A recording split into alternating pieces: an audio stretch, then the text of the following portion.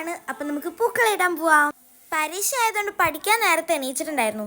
പകുതി അടിച്ചിട്ട് പിന്നെ ഞാൻ പൂക്കളിടാൻ പോയി. പക്ഷെ ഒരു പ്രശ്നം, പൂക്കളിടാൻ പൂവൊന്നുമില്ല. ദീപാപ്പിനോട് നരിപ്പറമ്പെന്ന് വാങ്ങാൻ പറഞ്ഞിട്ടുണ്ടായിരുന്നു. പക്ഷെ പാപ്പി വരാൻ നേരം വൈകിയോണ്ട് അവിടേക്ക് കഴിഞ്ഞിടൂ. അപ്പം നമ്മുടെ നാടൻ പൂക്കൾ എന്നെ ആശ്രയം. ആ പറമ്പെന്ന് ഈ പറമ്പെന്ന് അങ്ങനെ തറവാട്ടത്തെ പറമ്പ് വരെ ഞാൻ തപ്പി. ഒടുവിൽ തറവാടിൻ്റെ മുന്നത്തെ പറമ്പാണ് എന്നെ രക്ഷിച്ചത്. ഇഷ്ടം വേണ്ടി മഞ്ഞപ്പൂക്കൾ. ഞാൻ പകുതി പൊട്ടിച്ചപ്പോൾ ഉണ്ണിയാളും കൂടി പൊട്ടിക്കാൻ. അങ്ങനെ ഞങ്ങൾ മൂന്നുപേരും കൂടെ വേണ്ട അത്ര പൊട്ടിച്ചതിന് ശേഷം ഞങ്ങൾ പിന്നെ വീട്ടിലേക്ക് പോയി. നേരത്തെ കാണിച്ച് ഉണ്ണിയാൾക്ക് കിട്ടിയ പൂവാണേ.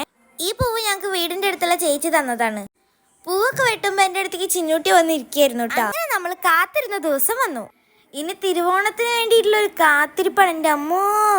നടുവിൽ വെക്കാൻ വേണ്ടി നമ്മുടെ വീട്ടിൽ തന്നെ ഉണ്ടായ ഒരു ഭംഗിയുള്ള ചെമ്പരത്തി പൂവാണ് എടുക്കുന്നത്. കുറച്ചായിട്ടും കുറേ ആയിട്ട് ഇത്ര പൂവാണ് നമ്മുടെ കയ്യിലുള്ളത്.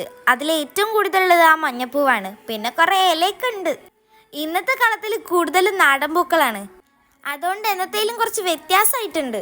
ഞാൻ പൂക്കളിടാൻ വരുമ്പോഴത്തേന് അമ്മ ചാണകമൊക്കെ തറയിൽ മെഴുകി പോയിട്ടുണ്ട്. അതുകൊണ്ട് വീഡിയോ എടുക്കാൻ പറ്റിയില്ല. അങ്ങനെ പൂക്കളൊക്കെ ഇട്ടു. ഇതാണ് നമ്മുടെ ഫൈനൽ ലുക്ക്. എങ്ങനെയുണ്ട്? ഇഷ്ടമായോ? അപ്പം എല്ലാവർക്കും ഹാപ്പി അത്തം.